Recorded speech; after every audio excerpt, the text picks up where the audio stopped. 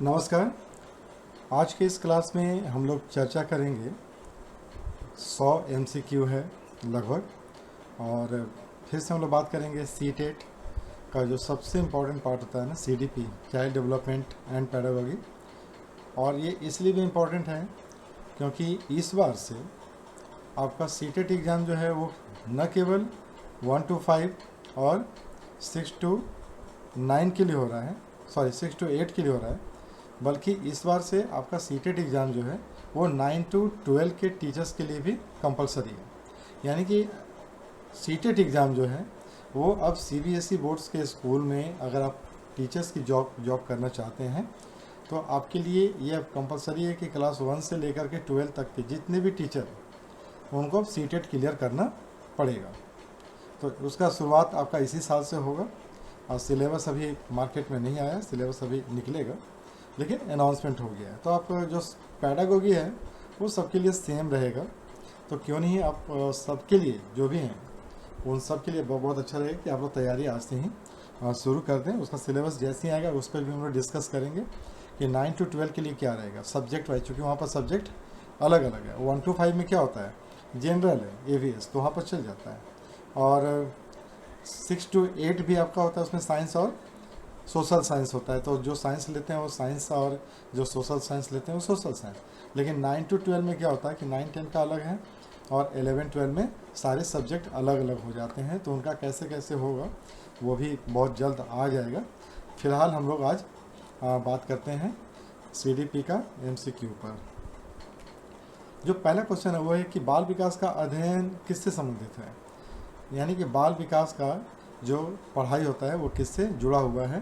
तो बाल विकास जो होता है एक समग्र प्रक्रिया है जिसमें कि शारीरिक, मानसिक, सामाजिक और भावनात्मक सभी तरह के विकास उसमें किए जाते हैं, विकास उसमें होते हैं। तो बाल विकास में के अध्ययन में शारीरिक, मानसिक, सामाजिक एवं भावनात्मक विकास से इसको जोड़ा जाता है। तो इसका जो सही आंसर होगा वो होगा C। पियाजे के अनुसार संज्ञानात्मक विकास का पहला चरण कौन सा है। पियाजे के अनुसार संज्ञानात्मक विकास का पहला चरण संवेदीगामी अवस्था होती है। यानी कि पियाजे ने संज्ञानात्मक विकास के 4 चरण बताए थे, जिसमें कि प्रथम जो चरण होता है वो क्या होता है, संवेदीगामी अवस्था होती है, जो कि 0 से लेकर के 2 वर्ष की अवस्था होती है, उसको लोग बोलते हैं संवेदीगामी अवस्था। पहला चरण यहीं से शुरू होता है। इसका आंसर हो गया A। तीसरा है आपके पास निकटस्थ विकास क्षेत्र ZPD की अवधारणा किसने दी। निकटस्थ विकास क्षेत्र की अवधारणा बायोस्की ने दी थी। यानी कि बायोस्की ने ZPD की अवधारणा दी, जिसके अनुसार शिक्षक को बच्चों को उनकी वर्तमान क्षमता से एक कदम आगे सीखने के अवसर देने चाहिए। तो ये बायोस्की का विचार था। इस पर हम लोग ऑलरेडी वीडियो मेरा बना हुआ है। बालकों में भाषा अधिगम का स्वर्णिम काल कौन सा है। बालकों में भाषा अधिगम का स्वर्णिम काल जो होता है वो होता है आपका 2 से लेकर के 6 वर्ष की अवस्था। यानी कि 2 से 6 वर्ष तक की अवस्था भाषा अधिगम के लिए सबसे उपयुक्त मानी जाती है। अवलोकन द्वारा अधिगम किस मनोवैज्ञानिक से संबंधित है।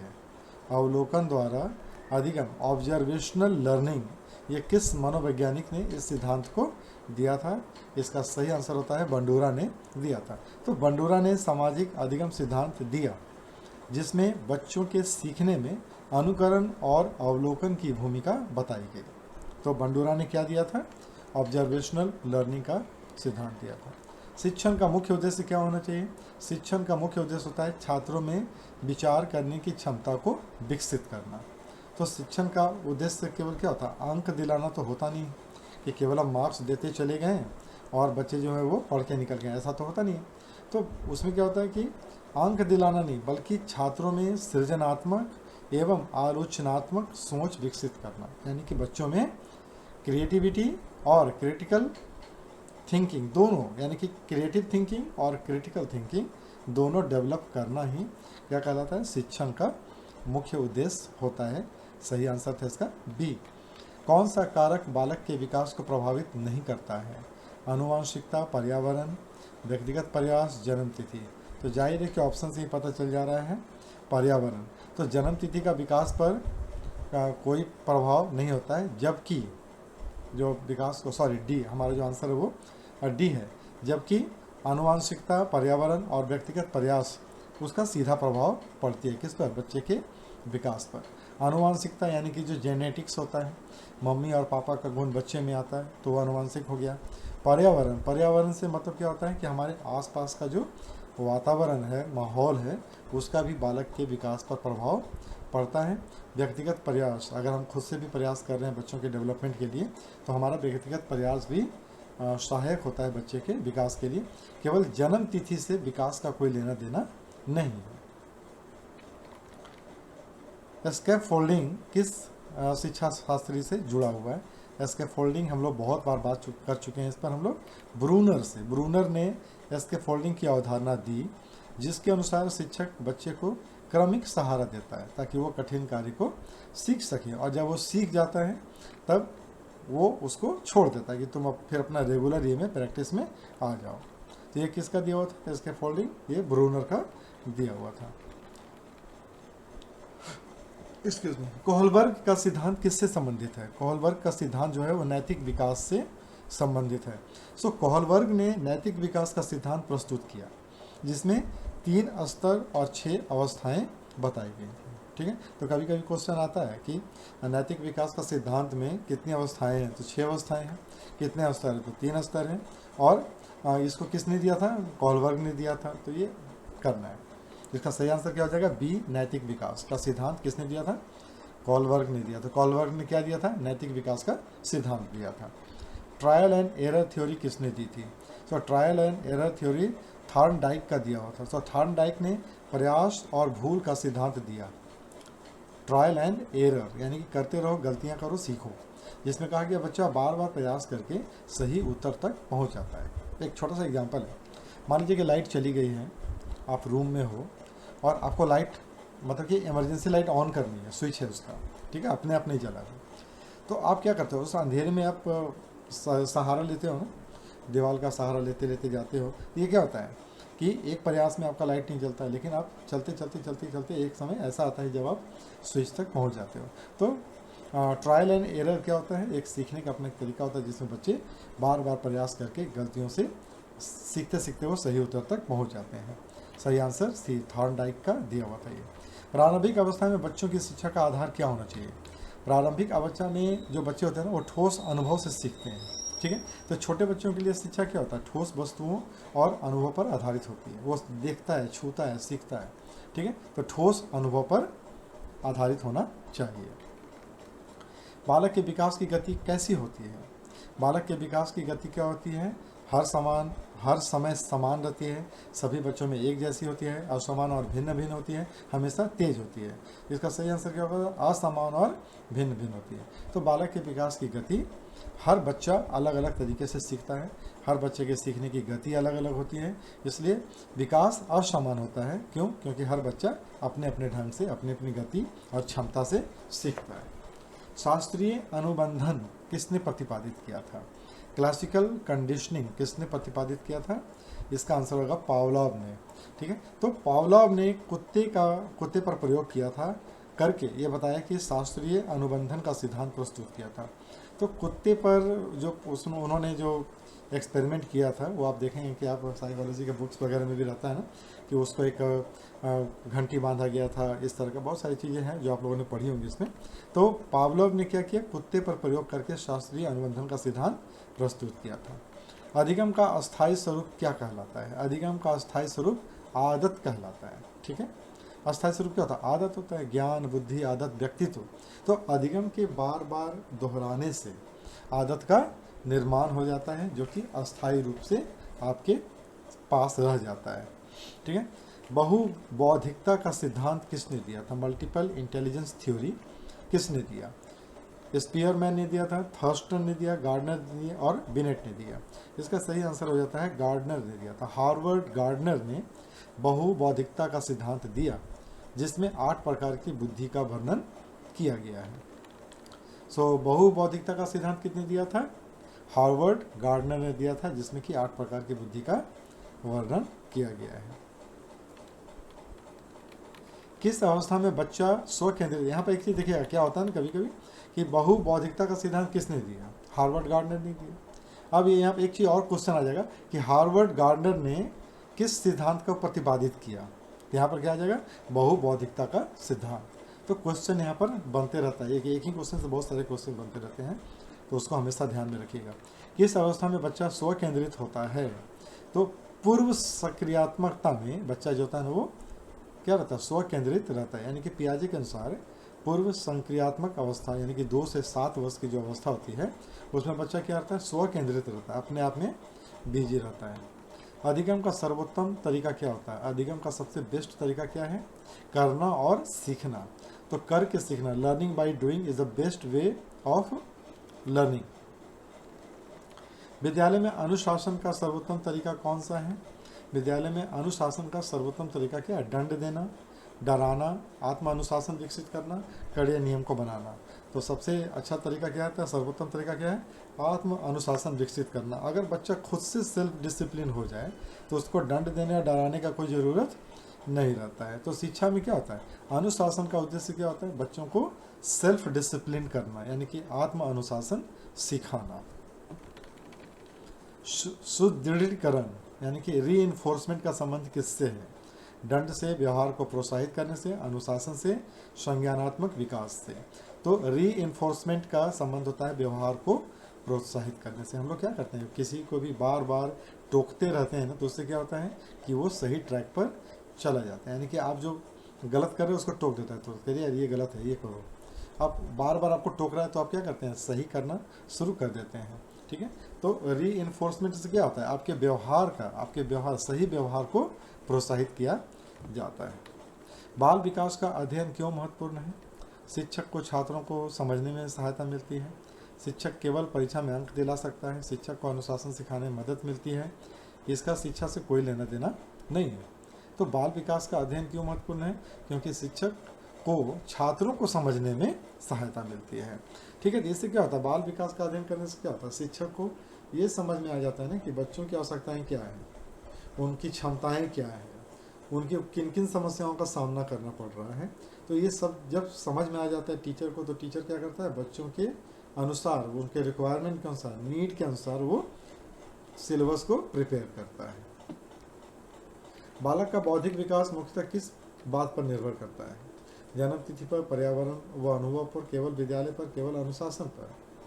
तो बालक का बौद्धिक विकास पर्यावरण व अनुभव पर निर्भर करता है कि बौद्धिक विकास जो बच्चे का होता है वो क्या होता है, उसके अनुभवों पर होता है। वो सीखता है अपने सराउंडिंग से, अपने परिवेश से सीखता है, और जो परिवेश से सीखता है बच्चा उससे सबसे ज़्यादा प्रभावित होता है। चाहे वो आप रहें, हम रहें या कोई रहें, उन पर परिवेश का असर होता है।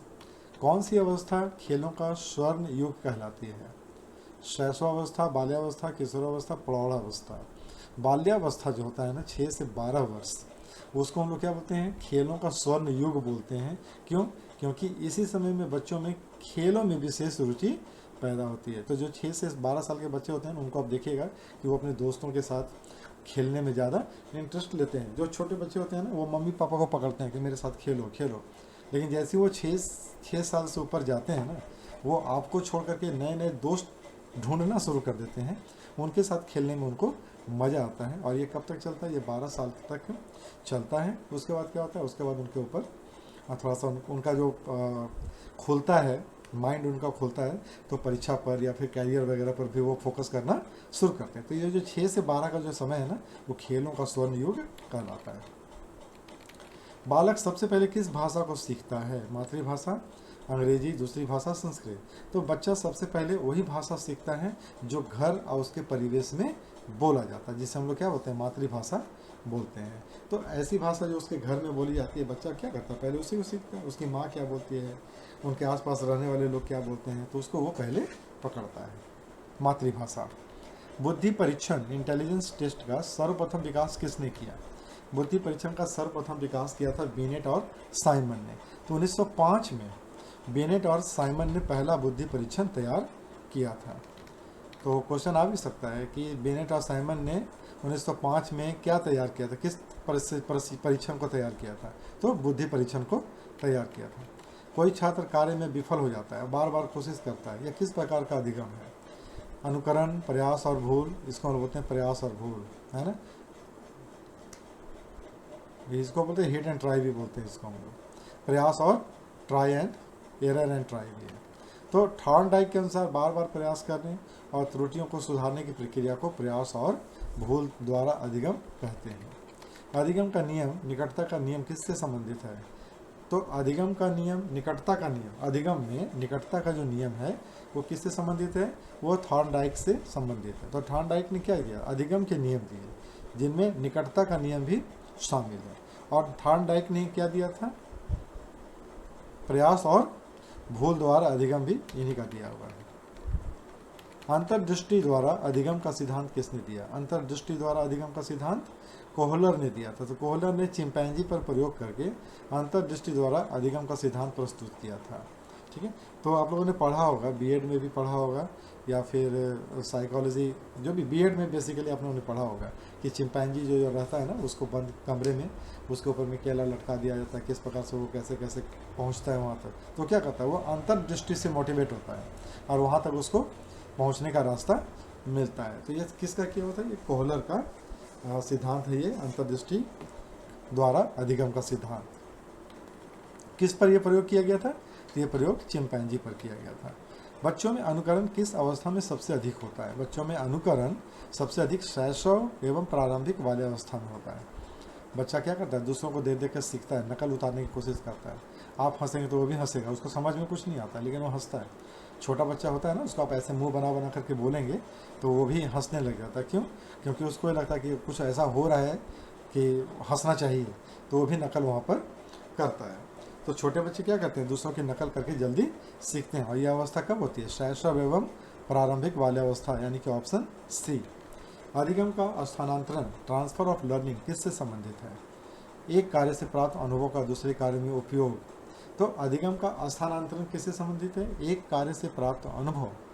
जब विद्यार्थी क्या करता है? एक सीखे हुए ज्ञान, पहले से जो लर्निंग उसके पास है, पहले से जो उसके पास एक्सपीरियंस है, नॉलेज है, उसका उपयोग क्या करता है? किसी और काम में लगाता है जहाँ से वो किसी और चीज़ को सीखता है।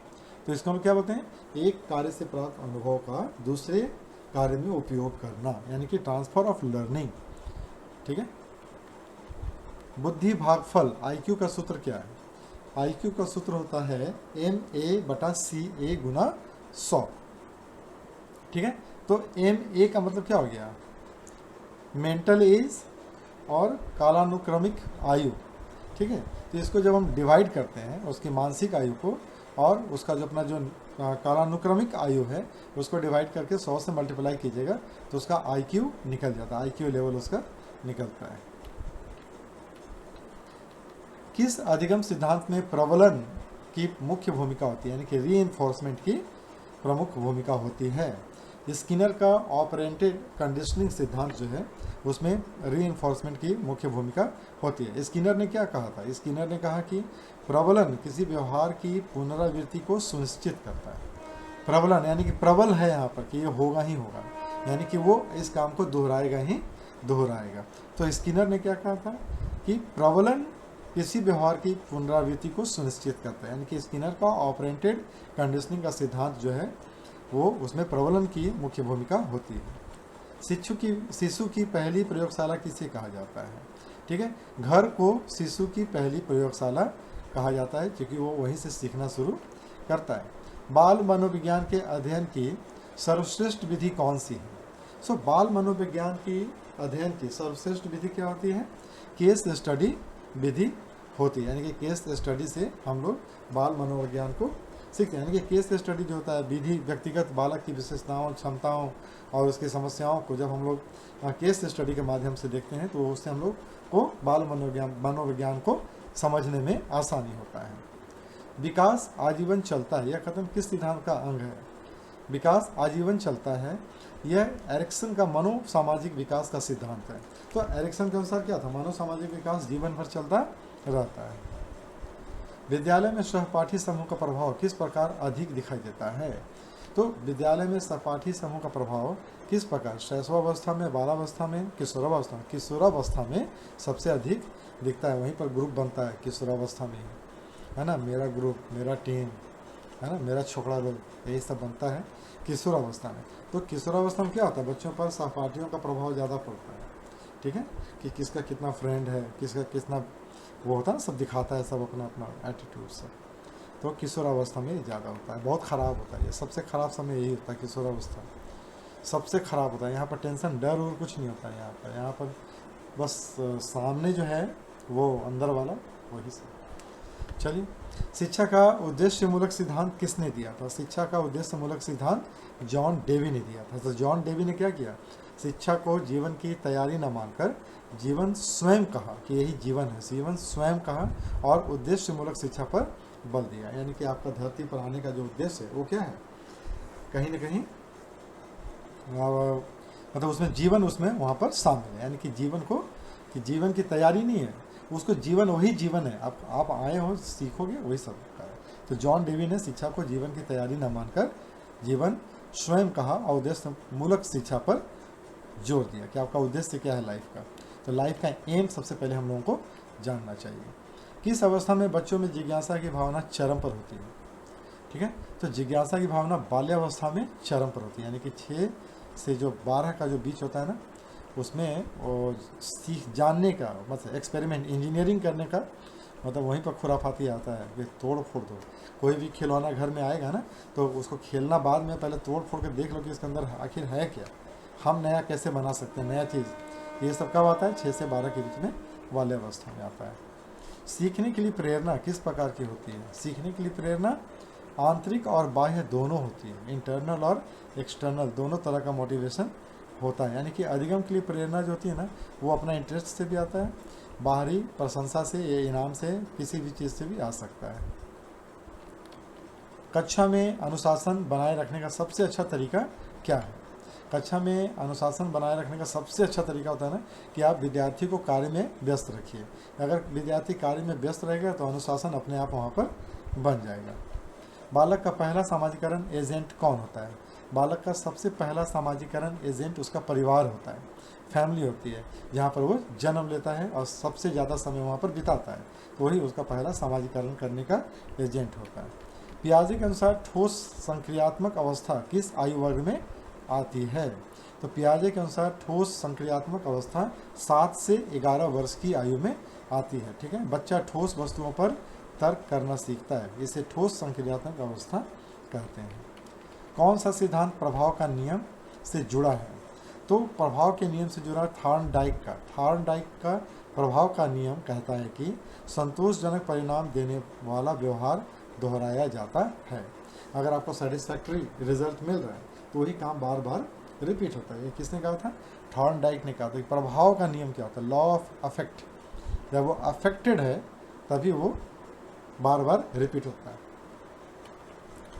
संज्ञानात्मक असंगति की अवधारणा किसने दी थी? कॉग्निटिव डिसोनेंस की अवधारणा किसने दी थी?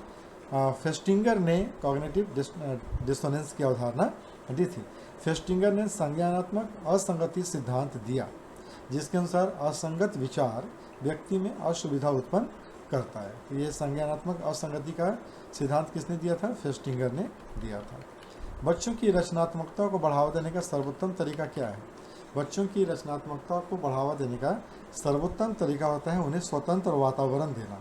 जब आप बच्चों को स्वतंत्र वातावरण देंगे तभी क्या होगा? उनके अंदर रचनात्मकता का विकास होगा। बच्चे स्वतंत्र होंगे अपने से सोचने के लिए। ठीक है, बच्चे स्वतंत्र होते हैं खुद से करने के लिए। आप उनको प्रोत्साहित करने वाला वातावरण जब आप उनको देंगे, मिलेगा, तो बच्चे क्या करते हैं? वो अपनी रचनात्मकता को बढ़ाते हैं, एकदम हाईएस्ट लेवल पर लेकर चले जाते हैं। नैतिक विकास के अध्ययन से शिक्षक को क्या लाभ होता है? नैतिक विकास के अध्ययन से बच्चों की सोच और व्यवहार को समझने में मदद मिलती है। ठीक है, यानी कि बच्चों में जब आप मॉरल एजुकेशन आप उनको देते हैं तो शिक्षक ये समझने में मदद करता है कि बच्चा किस आधार पर सही गलत का निर्णय कर पा रहा है। क्या उस बच्चे में निर्णय जो ले रहा है वो क्या मॉरल पर आधारित है या नहीं है, ये उसको समझने में आता है। ठीक है, कभी कभी होता है ना कि बच्चे को ग्राउंड में मिल गया 100 रुपये का नोट, ठीक है, अब उसको जाके लौटा दिया क्लास टीचर को कि सर ये ग्राउंड में मिला था, गिरा हुआ। तो यहाँ पर क्या होता है? यहाँ पर चेक किया जाता है और वो टीचर है वो देखता है कि इस पर मॉरल एजुकेशन का असर हुआ है या स्कूल के डिसिप्लिन का असर हुआ है। ठीक है, क्योंकि CCTV कैमरा लगा हुआ है सब जगह पर। अब वो बच्चे में डर की भावना से वो पैसा जमा किया कि उसके अंदर में नैतिक गुण विकसित हुआ ईमानदारी का, तो ये क्या होता है, ये सीखने में आसानी होता है टीचर को भी, जब आप नैतिक विकास का ज्ञान बच्चों को देते हैं। किस मनोवैज्ञानिक ने कहा बालक जन्म से ही सक्रिय होता है?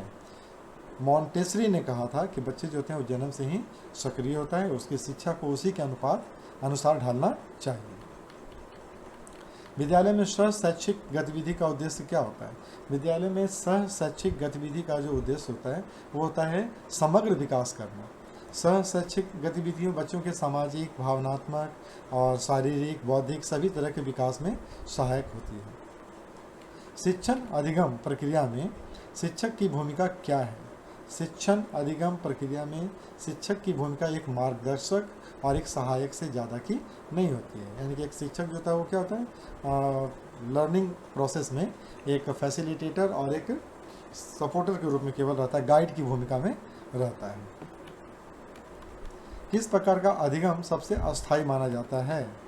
रुचि और अनुभव से प्राप्त अधिगम अस्थायी माना जाता है। जबरन कराया गया, बाद में बोले चलो हटो ना, नहीं करेंगे जाओ। आप ज़बरदस्ती अगर किसी से काम करवाएंगे कि करो, वो क्या बोलेगा, अच्छा टीचर है तो कुछ भी, चलो नहीं इस बार कर लिया, नहीं करेंगे अब। दूसरी बार बोलिएगा भाग जाएगा वो। ठीक है, पुरस्कार और दंड से कराया गया अधिगम क्या होता है? जब तक उसको पुरस्कार देते रहेंगे तब तक करेगा, नहीं दीजिएगा उस दिन छोड़ देगा, बोलेगा नहीं करेंगे जाओ।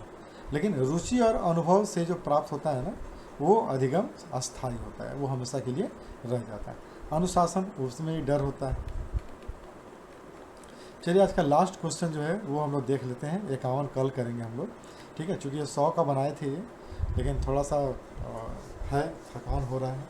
तो बालक के व्यक्तित्व का निर्माण किससे होता है? बालक के व्यक्तित्व का निर्माण जो होता है वो आनुवंशिकता और पर्यावरण दोनों से होता है। यानी कि जेनेटिक क्वालिटी भी आता है उसके अंदर में, और सोसाइटी का भी उस पर प्रभाव पड़ता है। यानी कि व्यक्तित्व का निर्माण जो होता है ना, पर्सनालिटी जो डेवलप होता है वो आनुवंशिक गुणों के कारण भी होता है और आसपास के सराउंडिंग एनवायरनमेंट के संयुक्त प्रभाव से उनके अंदर में विकसित होता है। ठीक है, तो आज के लिए बस इतना ही रहने देते हैं। हम लोग फिर कल देखेंगे जो शेष भाग बचा हुआ है। तो हम लोग 50 क्वेश्चन को भी करें। अगर इसमें से भी बहुत सारे क्वेश्चन ऐसे हैं ना जो आपको बार बार दोहराना पड़ेगा, जहाँ पर आ जाता है ना वो, ये सिद्धांत किसका था, वो सिद्धांत किसका था, ये बात किसने कहा, वो बात किसने कहा, तो वो उस तरह के जो क्वेश्चन होते हैं ना वो आपको बार बार रिपीट करना पड़ेगा, तभी आप उसको, जैसे होता है ना थार्नडाइक का प्रभाव का नियम क्या कहता है, ठीक है, अब प्रभाव का नियम किसने दिया, ये सब आपको याद करने की ज़रूरत पड़ेगी। इसको घोर करके पी जाना है, इसके अलावा इसमें कोई उपाय और नहीं है। बाकी तो सब है कि आप इसको सुनते रहिएगा कहानी की तरह, आपको सब होते चला जाएगा, याद हो जाएगा अपने आप। 3-4 बार करेंगे तो याद हो जाएगा आप।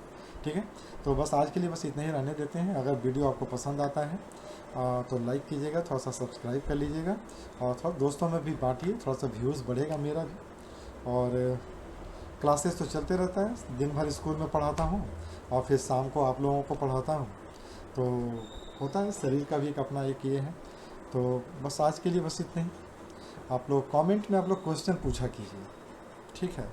कमेंट में जो PDF मांगते रहते हैं ना वो ठीक नहीं लगता है। आप लोग क्वेश्चन पूछिए, सर ये ऐसा था तो ऐसा क्यों है, ठीक है। अगर इसके बारे में आप थोड़ा सजेशन भी दे दीजिए हमको कि सर इस पर थोड़ा सा बना के दें, ठीक है, इस टॉपिक पर कर दीजिए सर, इस तरह का क्वेश्चन, तो उस पर मैं आप लोगों को दूंगा। तो कमेंट में आप लोग जो है वो कीजिए कि आपको क्या चाहिए, ठीक है, वो आप बताइए कि आपको किस तरह का चाहिए, कहाँ प्रॉब्लम होता है, मेरी कौन सी ऐसी बात है जो आपको समझ में नहीं आती है, वो सब आप मुझे बताएंगे तो मैं इसको और भी बेस्ट करूँगा, जिससे कि आप लोगों का अधिक से अधिक फ़ायदा हो सके। चलिए, तो आज के लिए बस इतना ही। हम लोग फिर मिलेंगे कल शेष लेकर के 50 क्वेश्चन को। तब तक के लिए नमस्कार, शुभ रात्रि, शब खैर।